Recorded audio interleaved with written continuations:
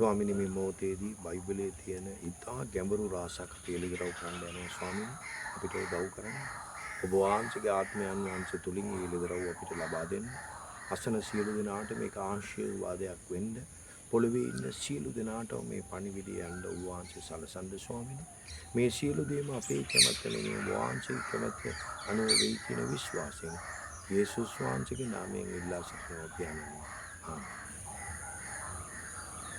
අද මේ පොළවේ තියෙන ක්‍රිස්තියානි සම්බන්ධව ගොඩක් අය ප්‍රශ්න කරනවා. සමහර අය කිතුණු, සමහර අය මේ කිතුණු ආගමට අදාළ නැති අය. සමහර අය කිතුණු ඇටියට ඉඳලා මේ කිතුණු ආගමෙන් එළියට ගින් තියෙනවා. ඒතර මං හිතලා තියෙනවා මේ සම්බන්ධව හැම ප්‍රශ්නෙටම බයිබලයේ එළඹෙන නැත්තම් ඒගොල්ලෝ සැක කරන සියලු ප්‍රශ්න වලටම උත්තර දෙන්න ඕනේ කියලා මම කල්පනා කරලා තියෙනවා. ඉතින් මේ සම්බන්ධව අද මම දීර්ඝ සාකච්ඡාවක් කරන්න යනවා බයිබලයේ තියෙන එක ගැඹුරු රහසක් සම්බන්ධව. දැන් මම මේකට වැඩිපුරම උපුටා ගන්න යන්නේ බයිබලයේ ගත්තොත් ලූක් පරිච්ඡේදය. හැබැයි මේ කාරණාව ගැන බයිබලයේ තැන් 3ක සඳහන් කරලා තියෙනවා. දැන් අපි ගත්තොත් මතෙයු 16 වෙනි පරිච්ඡේදී 28 වෙනි පදය ගත්තොත් යේසුස් වහන්සේ තමන්ගේ ගෝලියන්ව බලලා කියනවා මෙතන ඉන්න අයගෙන් සුවර්ප දෙනෙක් මම මගේ රාජ්‍යයේ එන එක දකින්නකම් මැරෙන්නේ නැහැ කියලා. මේක හොඳට තේරුම් ගන්න. එතකොට මේක හරියටම යේසුස් වහන්සේගේ දෙවැනි පැමිණීම ගැන යේසුස් වහන්සේ කියන අනාවකිය. එතකොට දැන් බයිබලයේ ඇටියට අපි දන්නවා ගෝලිය 12 දෙනාම මැරුණා කියලා. ඊමනම් කොහොමද යේසුස් වහන්සේ කියන්නේ සමහර අය මගේ දෙවෙනි පැමිණීම දකිනකම් මැරෙන්නේ නැහැ කියලා. ඒක ඊටා ගැඹුරු ප්‍රශ්නයක්. එතකොට බයිබලයේ කියවන සමහර අය හිතන්න බලනවා මේක වැරදි අනාවකියක් හැටියට නෑ. ඉතා පැහැදිලි අවංක දෙවියන් වහන්සේ පොළොවේ ඉද්දිම ඉෂ්ට වෙච්ච අනාවකියක් හැටියට තමයි අපි මේක දකින්නේ. මේක මම බයිබලෙන්ම ඔයගලන්ට ඔප්පු කරන්න යනවා. හැබැයි මේ කාරණාව කතා කරන්න ඉස්සර ඔයගලන්ට මම හොඳ කාරණාවක් කියනවා මේක පැහැදිලි කරගන්න. මේ කතන්දරේ මතෙයු මා ලූක් කියන පොත් තුනම තියෙනවා. අනිත් එක දැන් මේ වචනේ යේසුස් වහන්සේ කිව්වට පස්සේ යේසුස් වහන්සේ අන්‍ය රූප වෙන ඒ කතන්දරේ තමයි මේ පොත් තුනකම දෙවියන් වහන්සේ ලියලා තියෙන්නේ. දැන් ඔයගොල්ලෝ ගත්තොත් මතෙයු 16:28 නේ මේ පදේ තියෙන්නේ. ඊළඟ 17 වෙනි පදයට ඔයගොල්ලෝ එද්දී ඔයගොල්ලෝ දීර්ඝ ලෙස දකිනවා යේසුස් වහන්සේ දවස් 6න් පස්සේ ගින් අන්‍ය රූප වුණා කියලා. ඒ වගේම අපි ලූක් පරිච්ඡේදයට යද්දී 9 වෙනි පරිච්ඡේදයේ 27 වෙනි පදයේ මේ කාරණාව කියනවා. යේසුස් වහන්සේ කියනවා මාගේ රාජ්‍යයන එක දකින්නකම් මෙතන ඉන්න සමහරෙක් මැරෙන්නේ නැහැ කියලා. ඊට පස්සේ අපි දකිනවා 36 වෙනකම් යේසුස් වහන්සේ අන්‍ය රූප වෙච්ච කතන්දරේ තමයි යන්නේ. මේක හොඳට පැහැදිලි කරගන්න. ඊට පස්සේ අපි මාර්ක් පොතට ගියා. 9 වෙනි පරිච්ඡේදයේ පළවෙනි පදය කියන්නේ මේක. ඊට පස්සේ අපි දකිනවා අන්‍ය රූප වෙච්ච එක. එතකොට ඊටා පැහැදිලි මේ පරිච්ඡේදී තුනම අපි දකින කාරණාව තමයි මේ පදේ කිව්වට පස්සේ යේසුස් වහන්සේ අන්‍ය රූප වෙන කාරණාව තමයි ලියලා තියෙන්නේ. එතකොට මේ දෙක අතර මොනාරි සම්බන්ධයක් අනිවාර්යෙන් තියෙන්න ඕනේ. මේක තමයි අපි පැහැදිලි කරා ගන්න ඕන කාරණා. ඒක හොඳට තේරුම් ගන්න. දැන් අපි එකින් එක අපි බලමු. දැන් මේ පදේ යේසුස් වහන්සේ කිව්වනේ දැන් අපි යන්න යනවා යේසුස් වහන්සේ දැන් මේ කාරණාව කියද්දී මෙතන කියනවා මාගේ රාජ්‍ය එනතේ සමහරෙක් මෙතන මැරෙන්නේ නැහැ කියලා. මේ සමහරෙක් කියද්දී හැමෝම නෙමෙයි. මේක ඉස්සර පැහැදිලි කරගන්න. එක්කෙනෙකුත් නෙමෙයි. එනම් සුවර්ප දෙන්නේ මේ කාරණාව දකින්න යනවා කියලා අපි බලනවා. හැබැයි මාගේ රාජ්‍ය කියද්දී අපි දකිනවා මාක් පොතේ දෙවියන් වහන්සේගේ රාජ්‍ය බලව එනවා කියලා යේසුස් වහන්සේ කියනවා. ඒ කියන්නේ දෙවියන් වහන්සේගේ රාජ්‍ය කිව්වත් තමන්ගේ යේසුස් වහන්සේගේ රාජ්‍ය කිව්වත් එක රාජ්‍යයක් කියන එක අමතක කරන්න එපා. පැහැදිලි කරගන්න ඒ කාරණා. දැන් අපි බලන්න යනවා මේක කිව්වට පස්සේ දැන් අපි පරිච්ඡේදي 3ම තමයි මේක බලන්න යන්නේ. හේතුව එක එක පරිච්ඡේදي වල දෙවියන් වහන්සේ අන්තර්ගත ඒ වෙච්ච සිදුවීමේ කෑලි කොටස් එක එක තැන්වල ලස්සනට ලියලා තියෙනවා. දැන් අපි යන්න ලූක් 9:28ට. දැන් මේ ගෝලියොන්ගෙන් 3 දෙනෙක් යේසුස් වහන්සේ තනියම අරන් යනවා කන්ද උඩකට. මේක ලූක් 9:28 අපි දකිනවා. හැබැයි මතෙයු පොතේ නැති මාක් පොතේ නැති විශිෂ්ට දෙයක් මේ ලූක් තුමා ලියනවා. ඒක තමයි යාඥා කරන පිණිස ඒගොල්ලෝ කන්දකට නැගිනවා. එතකොට යේසුස් වහන්සේ මේ 3 දෙනාම ගෙනියලා යාඥා කරන්න සූදානම් වෙනවා කියන එක අමතක කරන්න එපා. එතකොට මේ යේසුස් වහන්සේගේ ජීවිතේ මේ යාඥාව මොනතරම් වැදගත් දෙයක් ඇටියට තිබුණද කියලා අපි දකිනවා. ඒ කියන්නේ යාඥාව ඊට බලවත්. එතකොට යේසුස් වහන්සේ මේ 3 දෙනාම විතර අරන් යන ගමනක් තමයි මේක. දැන් ඔයගොල්ලෝ මම තව විශිෂ්ට කාරණාවක් කියන්න යනවා.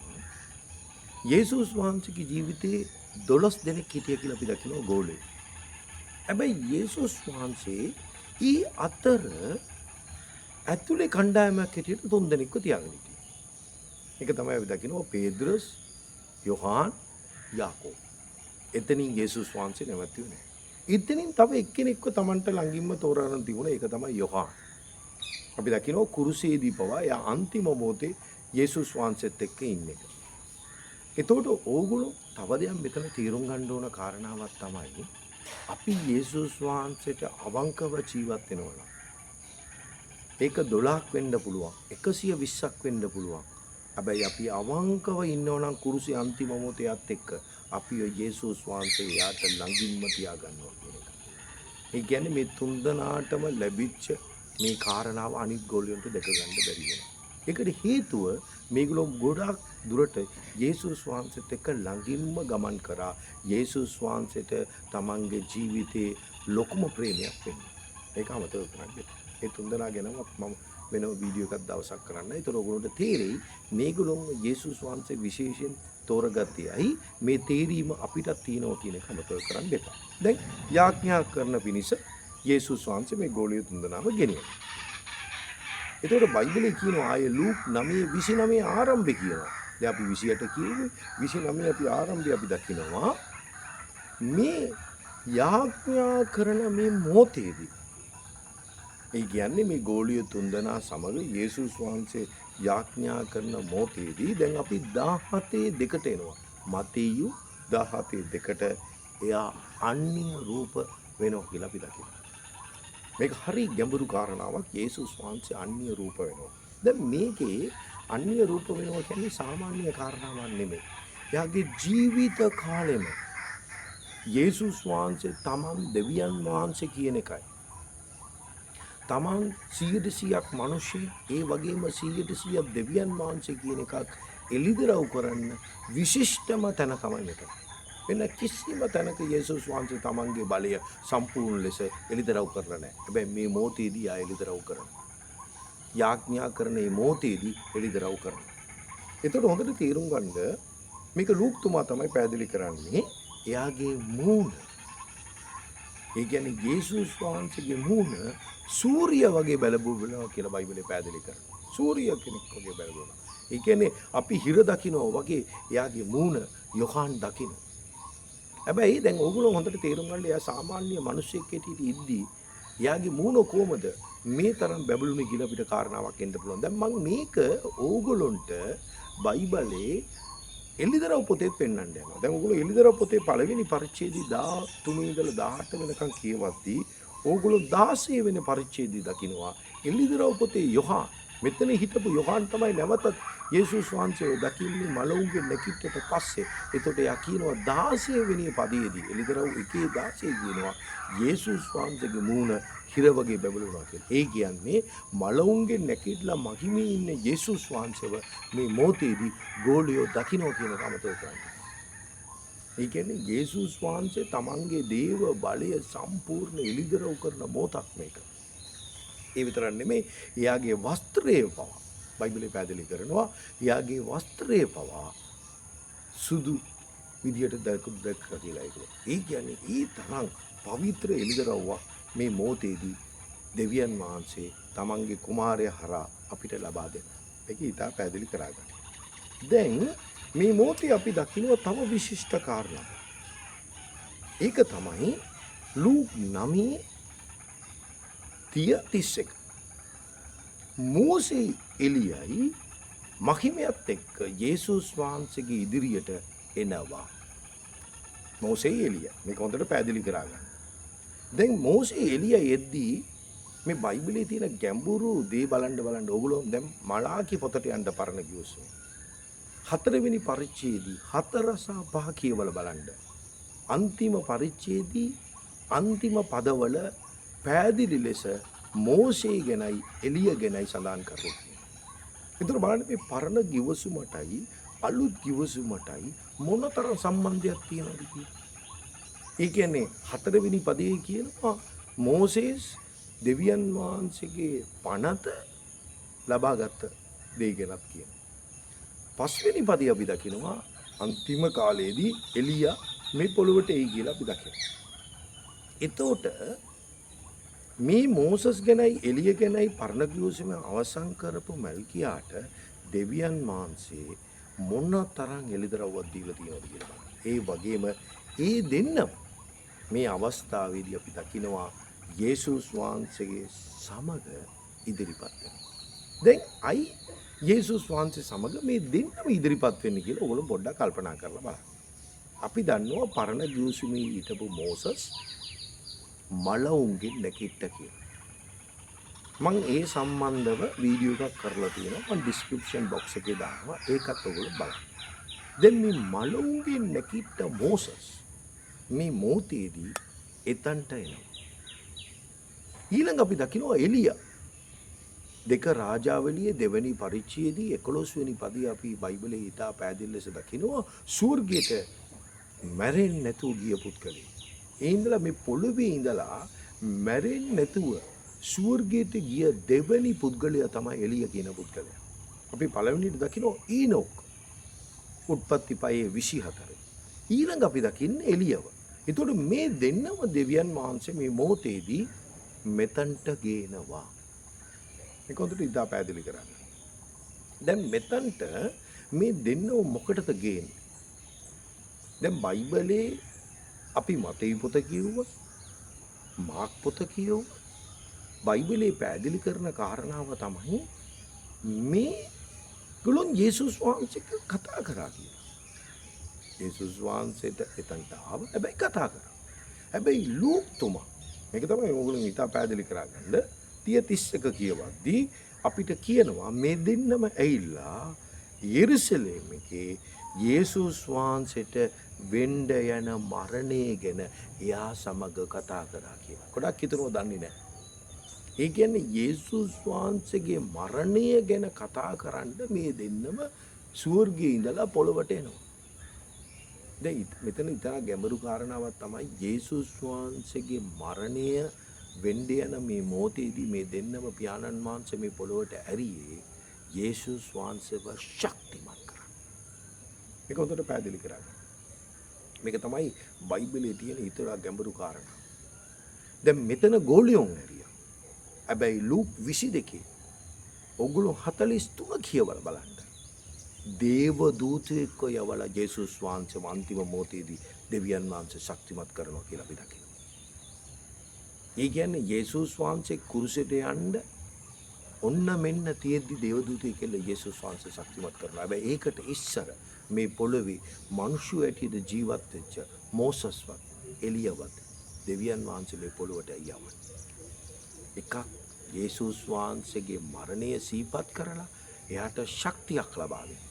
2 හොඳට තේරුම් ගන්න මේ පොළවේ දෙවියන් වහන්සේගේ පැමිණීම එන මොහොතේදී ඒ කියන්නේ යේසුස් වහන්සේ මේ මහිමයත් එක්ක දෙවෙනි පැමිණීමේ මේ පොළොවට එන මොහොතේදී කණ්ඩායම් දෙකක් මේ පොළොවේ ස්වර්ග රාජ්‍යයට යන්න යනවා. එකක් දෙවියන් වහන්සේ තුල මැරිච්ච සුද්ධවන්තය. දෙක මේ පොළොවේ ජීවමාන ඉන්න සුද්ධවන්තය. එතකොට මේ මැරිච්ච සුද්ධවන්තයෝ කියන එකට අදාළයි මෝසස්. අපි දකිනවා මෝසස් මැරුණා. යාව භූමි දානං කරේ දෙවියන්. එයා කොහොමද මලවුන්ගේ නැකිට්ටේ කියන එක මම පැහැදිලි ලෙස තව වීඩියෝ එකක් කරලා තියෙනවා. නැවතත් මම ඕගොල්ලන්ට කියනවා ඩිස්ක්‍රිප්ෂන් බොක්ස් එකේ තියෙනවා ඒක අරන් බලන්න. එතකොට එළිය ඇවිල්ලා මේ පොළොවේ ජීවත් වෙන සුද්ධවන්තයෝ මරූප වෙනවා කියන එකට එයා උදාහරණයක්. එතකොට එළියව එක පැත්තකයි මෝසස් එක පැත්තකයි දෙවියන් වහන්සේ තියලා පෙන්නුවේ මං එද්දී මේ කණ්ඩායම් දෙකම සදාකාල ජීවනය ලබා ගන්නවා කියන එක ඉලිදරව් කරා. එතකොට එයාගේ පැමිණීම විතරක් නෙමෙයි. මේක දෙවියන්ගේ පැමිණීමේ ඉලිදරව්වක් කියන එකට මම අන්තිමට ඔයගොල්ලන්ට ඉතා සුපිරි බයිබල් පදයක් දෙන්න යනවා. කාගේ කටින්ද? මේ තුන්දෙනාගේ එක්කෙනෙක්ගේ කටින්. ඒගොල්ලෝ පැහැදිලි ලෙස කියනවා මේක දෙවෙනි පැමිණීම. යේසුස් වහන්සේගේ පැමිණීම අපි දැක්කා කියලා. එතකොට මේ පැමිණීමේදී කණ්ඩායම් දෙකක් නැකිටි කියන එක මෙතන යේසුස් වහන්සේ පැහැදිලි කරනවා. දෙක ඊළඟ කාරණාව තමයි මේ දෙන්නම ස්වර්ගයේ ඉඳලා මේ පොළොවට ආපු අය කියන එක අපිට තේරුම් ගන්න පුළුවන්. දැන් ඔගොල්ලන්ට තේරුම් ගන්න මේගොල්ලෝ මේ බලන අවස්ථාවේදී යාඥා කරන්න ගියා. යේසුස් වහන්සේ දිගටම යාඥාවේ ඉන්නවා. මේ මොහොතේදී මෝසෙසුයි එලියාවයි යේසුස් වහන්සේ සමග කතා කරගෙන ඉන්නවා. හැබැයි ගෝලයේ ඔබුදි. ඒතර යොහානුයි යාකෝබුයි පේදුරුසුයි බුදි කියන එක අමතක කරන්නේ. ඒතකොට ඒගොල්ලෝ නැකිටිද්දී ඒගොල්ලෝ දකින්නවා බයිබලයේ කියනවා ලූක් 9:32 අපි කියවද්දී 32 අපි දකිනවා ඒගොල්ලෝ නිදිමත වෙලා පොඩ්ඩක් නිඳගත්තා. මේ නිදිමතෙන් ඒගොල්ලෝ හැරෙද්දී ඒගොල්ලෝ දකින්නවා එතන මෝසෙසුයි එලියයි ඉන්නවා. දැන් ඔයගොල්ලෝ හොඳට තේරුම් ගන්න යේසුස් වහන්සේ මැරෙන්න යන මොහොතේදී මතෙයු 26 අපි 40-41 කියවද්දි පේද්‍රස්ගෙන් යේසුස් වහන්සේ ආනවා පැයක් හරි මගෙත් එක්ක ඉන්න බැරිද කියලා. හැම තිස්සම මේ ගෝලියෝ අපි වගේ නිදිමතෙන් හිටපු කණ්ඩායම.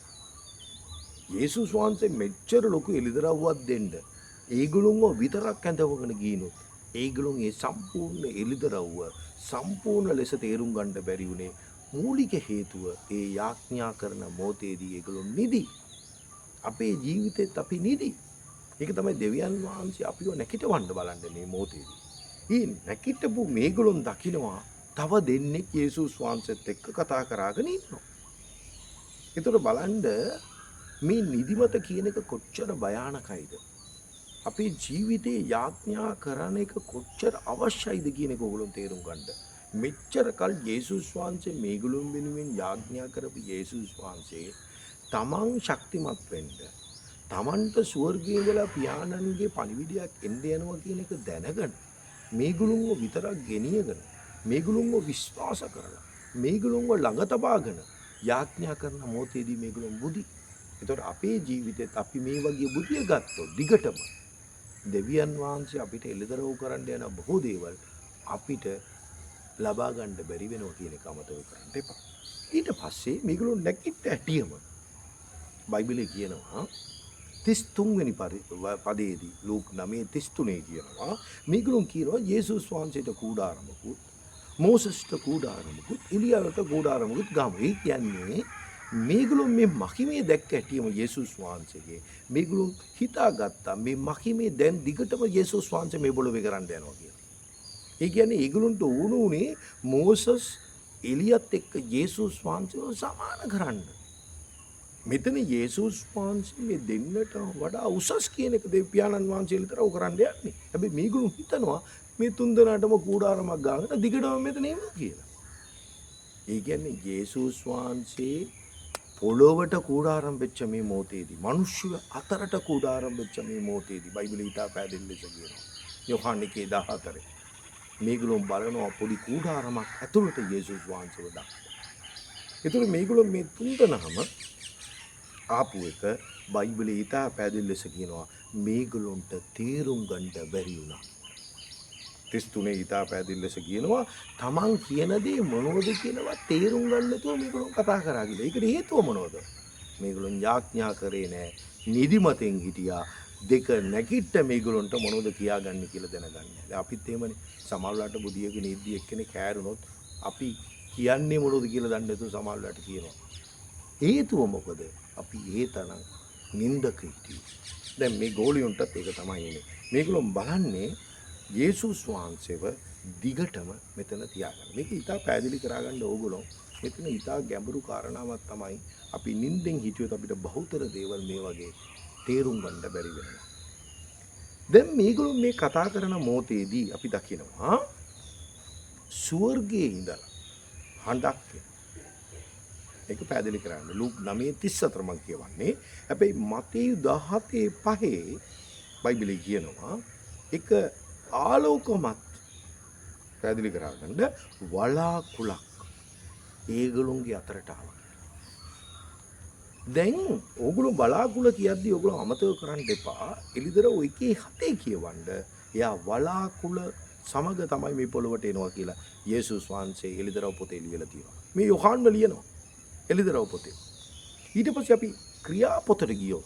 1:9 ඉඳලා 11 වෙනකන් ඕගොල්ලෝ කියුවොත් බයිබලයේ කියනවා යේසුස් වහන්සේ වලාකුළු මැදක තමයි ස්වර්ග රාජ්‍යයට ගියේ කියලා. ඒතකොට එයාගේ පැමිණීම කොහොමද යා මේ පොළොවෙන් ගියේ? ඒ වගේම වලාකුළු සහිතව තමයි යේසුස් වහන්සේ එනවා කියන එක මෙන්න මේ තැන පියාණන් වහන්සේ නැවත තාවරු කරනවා. ඊශ්‍රායල් ජනතාව මිසරයෙන් එද්දිත් අපි දකිනවා වලාකුලක් ඒගොල්ලොන්ට එක්ක ආවා කියලා. මේ වලාකුළ ඇතුළට මේ තුන්දෙනාම යනවා. මෙතන ඉතා භයානක කාරණාව තමයි අපි දකිනවා ලූක් 9:34 ගෝලයෝ බය වෙනවා කියලා බයිබලයේ ලියලා තියෙනවා. අයි බය වෙන්නේ? ඒ කියන්නේ දේව මහිමය දකින්න පුළුවන් මිනිස්සෙක් මේ පොළවේ නෑ. ඔගොල්ලෝ ඕන්නම් නිග්මියාම පොතේ 33:20 කියවල බලන්න. දෙවියන් කියනවා මාගේ දේවත්වය බලලා මේ පොළවේ එක මිනිස්සෙක්ට ජීවත් වෙන්න බෑ කියලා. දැන් ගොඩක් අය හිතනෝනේ මෝසස් දෙවියන් වහන්සේත් එක්ක මූණට මූණ කතා කරා කියලා. ඕගොල්ලෝ හේබ්‍රෝ 12 වෙනි පරිච්ඡේදය 21 වෙනි පදයට යන්න. බයිබලයේ කියනවා මෝසසුත් බය වෙලා වෙවුලුවා කියලා. ඒ කියන්නේ දෙවියන් වහන්සේගේ දේවත්වයේ එළිදරව් වෙන මොහොතේදී අපි කිසි කෙනෙක්ට ඒ එළිදරව්ව දකින්න බෑ. ඒ තරම් පරිශුද්ධයි. හැබැයි මේ බුදියගෙන හිටපු මේ ගෝලියොන්ට මේක කොහොමද දැනගන්න පුළුවන්? ඒක ඒගොල්ලන්ට තේරුම් ගන්නත් බැරි වුණා. ගෝලියෝ බය වුණා. හැබැයි මේ මොහොතේදී අපි දකිනවා අනර්ග සද්දයක් ස්වර්ගයේ ඉඳලා එනවා. ඒ සද්දය තමයි මේක මගේ ප්‍රේමවන්ත පුත්‍රයා. ඕගොල්ලෝ මෙයාට ඇහුම්කන් දෙන්න. දැන් බලන්න ප්‍රේමවන්ත පුත්‍රයා කියන එක පියාණන් මේ පොළවේ ඉන්න යේසුස් වහන්සේට දෙපාරක් ආමන්ත්‍රණය කරනවා. අමතක කරන්න එපා. එකක් බෞතිස්ම මොහොතේදී. එයා මේ පොළවේ තමන්ගේ සේවය පටන් ගද්දී පියාණන් අමතලා කියනවා යේසුස් වහන්සේ ඇවිල්ලා මගේ ප්‍රේමවන්ත පුත්‍රයා කියලා. නැවත අපි බයිබලයේ දකින එකම තැනක් තමයි අන්‍ය රූප වෙද්දී. අපි දකිනවා පියාණන් වහන්සේ යේසුස් වහන්සේ බලලා කියනවා මේක මගේ ප්‍රේමවන්ත පුත්‍රයා. එතනින් නවත්තන්නේ මෙයාට ඇහුම්කන් දෙන්න. අද අපි පොළවේ ගොඩාක් සභාවල් පියාණන්ට දෙන තැන වෙනයි යේසුස් වහන්සේට දෙන තැන. හැබැයි පියාණන් ස්වර්ගයේ ඉඳලා කියන්නේ යේසුස් වහන්සේට ඇහුම්කන් දෙන්න. මේක තමයි අපි දකිනවා වතුර වයින් කරන මොහොතේදී මැරියතුමේ ගෝලියොන්ට ඒ කියන්නේ එතන හිටපු වැඩකාරයන්ට කියනවා මෙයා කියන සියලු දේම ඕගොල්ලෝ ඇහුම්කන් දෙන්න කියලා. එතකොට මරියතුමිත් කියන්නේ යේසුස් වහන්සේට ඇහුම්කන් දෙන්න. හැබැයි මේ සියලු දෙනාටම උසස් පියාණන් වහන්සේ සුවර්ගයේ ඉඳලා කියනවා මෙයාට ඇහුම්කන් දෙන්න. බයිබලයේ තව කාරණාවක් තියෙනවා මම ඉදිරි ගැඹුරින් ඕගොල්ලන්ට ගෙල්ලදරව් කරන්නම්. තුන් මොහතක පියාණන් සියලු දෙනාම ඇහෙන පිණිස යේසුස් වහන්සේත් එක්ක කතා කරනවා. තුන් පොලක විතරයි දෙවියන් වහන්සේ කතා කරන්නේ. ඒ කියන්නේ සියලු දෙනාම ආන පිණිස. හැබැයි මේක දෙවනි මොහත කියන එක අමතක කරන්න එපා. මෙයාට ඇහුම්කන් දෙන්න. ඒක යේසුස් වහන්සේ කියන්නේ ගොඩාක් තැන්වල මතේ 5 වෙනි පරිච්ඡේදය ගුළුම් කියවන ගියොත් 20 21 27 28 ටිකටම කියවගෙන යන්න. යේසුස් වහන්සේ කියනවා මෝසස් උඹලාට මේව කියලා තිනවා. හැබැයි මං කියනවා. ඒ කියන්නේ දැන් මෝසස් කියන දේවල් නෙමෙයි, ආබ්‍රහම් කියන දේවල් නෙමෙයි, එලියා කියන දේවල් කියන්නේ මම කියන දේ. ඒක තමයි. ඒ කියන්නේ පරණ ගිවිසුමේ හිටපු චාරිත්‍ර හරිද? සමහරු නීති රීති මේ සියලු දේම යේසුස් වහන්සේ වෙනස් කරා. ඒ වෙනස් කරේ එයා දෙවියන් වහන්සේ නිසා. දේව බලය යාට තිබුණ නිසා පියාණන්ගේ අනුමතය යාට ලැබෙනවා. මෙයාට ඇහුම්කන් දෙන්න. එතකොට ඊශ්‍රායල් ජනතාව අන්තිමට ගැලවීම නැති කරාගත්තේ යේසුස් වහන්සේට ඇහුම්කන් දුන්නේ නැති නිසා. දැන් කිතුනොත් මේක වෙන්න යනවා. ඕගොල්ලෝ ලූක් 6 වෙනි පරිච්ඡේදය 46 47 කියවල බලන්න. යේසුස් වහන්සේ පැහැදිලි ලෙස කියනවා උඹලා මාව බල්ලා ස්වාමිනී ස්වාමිනී කියනවා. හැබැයි මං කියන දේ ඇහුම්කන් දෙන්නේ නැහැ. දැන් ගොඩක් හිතනවා හිතනවා යුදවරු යේසුස් වහන්සේව පිළිගත්තේ නැති නිසා ඒගොල්ලන්ට ගැලවීම නැහැ කියලා. හැබැයි අලුත් ගිවිසුමේ යේසුස් වහන්සේ අපිව බලලා කියනවා ස්වාමිනී ස්වාමිනී කියලා මට කිව්වත් මං කියන දේ උඹලා ආන්නේ නැත්තම් උඹලටත් ගැලවීම නැහැ කියලා. ඒතකොට කිතුනුවන්ටත් වෙන්න යන්නේ අර මාංශක ඊශ්‍රායල් වරුන්ට වෙච්ච දේ. සුවර්ප දෙනෙක් අර ගෝලියුන්ගෙන් සුවර්ප දෙනෙක් ඒ මහිමය දැක්කා වගේ අපි අතර සුවර්ප දෙනෙක් තමයි දෙවියන් වහන්සේගේ මහිමය දකින්න යන්නේ කියන එක උගුරුන් අමතක කරන්න එපා. ඒ නිසා පියාණන් ඒ කියපු ඒ කාරණාව අමතක කරන්න නැතුව අපි දකිනවා. දැන් අපි ආය යනවා මතයු 17 වෙනි පරිච්ඡේදයට. මේක අමතක කරන්න එපා. 17ට අපි යන්නේ 6 වෙනි පදේ අපි කියවනවා මේක බලපු හැටියම ගෝලයෝ බිමට වැටුණා. ඒ කියන්නේ ඒ තරම් ලොකු මහිමයක් දෙවියන්ගේ. ඒක බලන්න බෑ. ඒ තරම් පවිත්‍රකම දෙවියන් වහන්සේගේ දේවත්වයේ එළිදරව් වෙන මේ මොහොත. ඒ නිසා ඒගොල්ලෝ මම පොළොවට වැටුණා කියලා අපි දකිනවා. මේකම තමයි අපි දකින්නේ හේබ්‍රෝ 12:21 උගුරු නැවත කියවලා බලන්න. මෝසසුත් බය වෙනවා. නිග්මියාම 33:20 කියවලා බලන්න. පැහැදිලි ලෙස දෙවියන් වහන්සේ කියනවා මාගේ මගිමිය දැකලා උඹලාට ජීවත් වෙන්න බෑ කියලා. ඒ නිසා මේගොල්ලෝ බිම වැටෙනවා. හැබැයි බිම වැටිච්ච මේගොල්ලෝ යේසුස් වහන්සේ අතාරින්නේ නැහැ කියන එක ඔයගොල්ලෝ අමතක කරන්න එපා. මේක තමයි ඊට සුන්දරම දේ.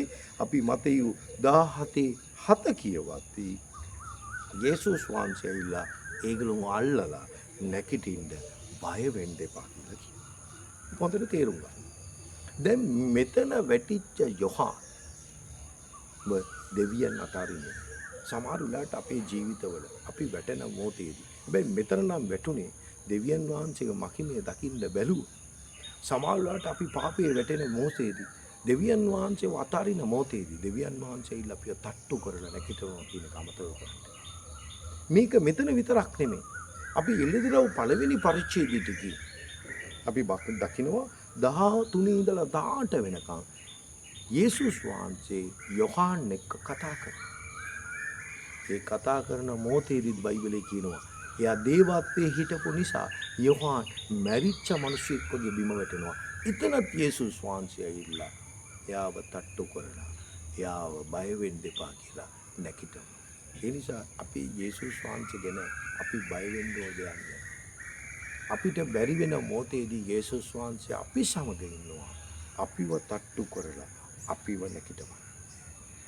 හැබැයි දැන් මේම ඒගොල්ලොන්ට සැනසීමක් දුන්න දෙවියන් යම්කේ කාරණාවක් ඒගොල්ලොන්ට කියනවා 8 වෙනි පදයේදී. මතයු 17:8 කියනවා ඕගොල්ලෝ බලපු දේ කාටත් කියන්න එපා කියලා 9 වෙනි පදයේදී අපි කියවනවා. හැබැයි ඒකට ඉස්සරම තව වැදගත් කාරණාවක් ඔයගොල්ලන්ට විතරව කරන්න.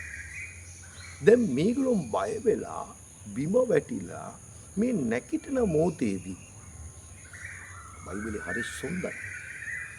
මතෙව් 17:6 යේසුස් වහන්සේව හැර වෙන කිසි කෙනෙක්ව දකින්නේ නැහැ. ඒ කියන්නේ මේ එලියයි මෝසෙසුයි ගියේ. යේසුස් වහන්සේ විතරයි එතන ඉතුරු වෙන්නේ. ඒතර ඔයගොල්ලෝ කල්පනා කරන්න අපිට අන්තිම මේ පොළවේ ඉතුරු වෙන්නේ යේසුස් වහන්සේ පමණයි. මේ ගැලවීමේ අන්තිමට අපිට ඉතුරු වෙන්නේ යේසුස් වහන්සේ පමණයි. යේසුස් වහන්සේගේ පමණයි අපිට මේ පොළවේ ගැලවීම තියෙන්නේ කියලා ක්‍රියා 4:12 කියනවා. වෙන කිසි නාමයක් නැහැ.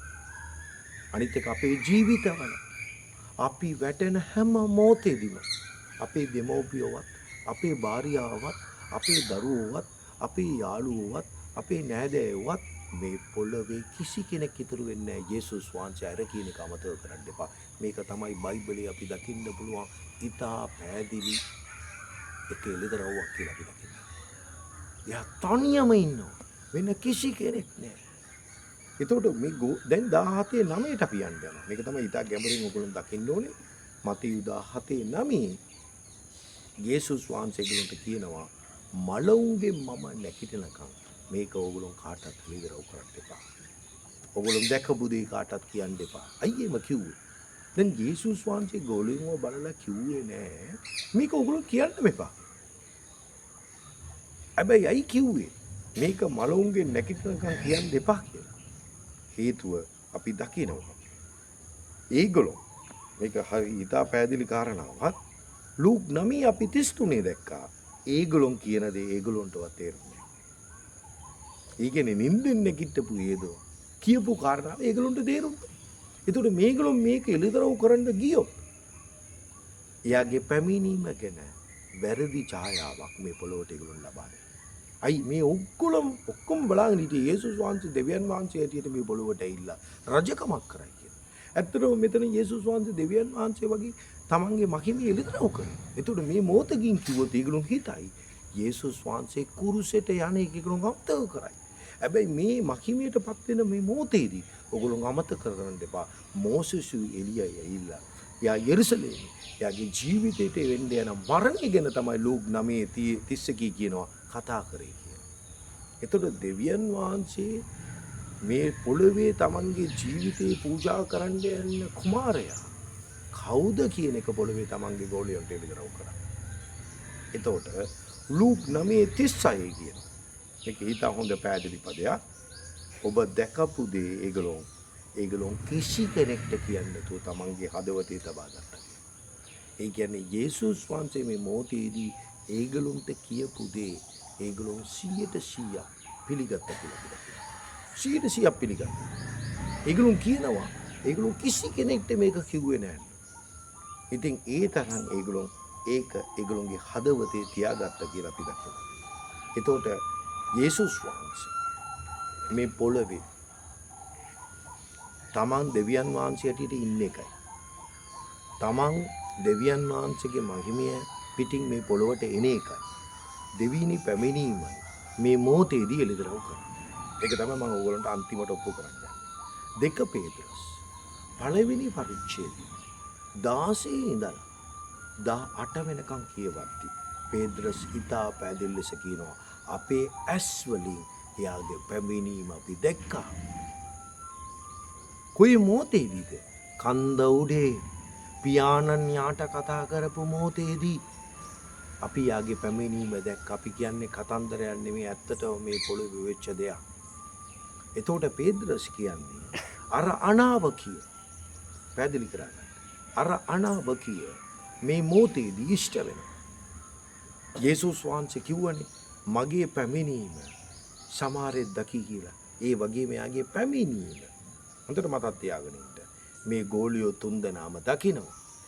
එතකොට අර මතෙව් 16:28 ලූක් 9:27 මාර්ක් 9:1 කතා කරන අනාවකිය තමයි ඊට පස්සේ එන යේසුස් වහන්සේගේ දෙවෙනි පැමිණීමේ ඡායාව. දෙවැනි පැමිණීමේ ආලෝකය, දෙවැනි පැමිණීමේ දේවත්වය ඒ ගෝලියොන්ට යේසුස් වහන්සේ ලිදරව් කරනවා. ඒ නිසා මේ පණිවිඩය සෑම හිතනුවන්ට ඕගොල්ලොන් ලබා දෙන්න. එතකොට තමයි මේ බයිබලයේ තියෙන ගැඹුරු දේවල් ඒගොල්ලොන් තේරුම් ගන්න.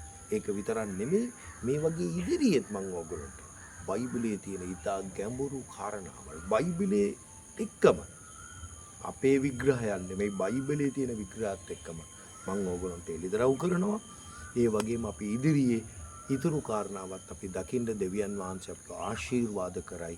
අපිට ඒ එළිදරව්ව ලබා දෙයි කියලා මම හදවතින්ම විශ්වාස කරනවා.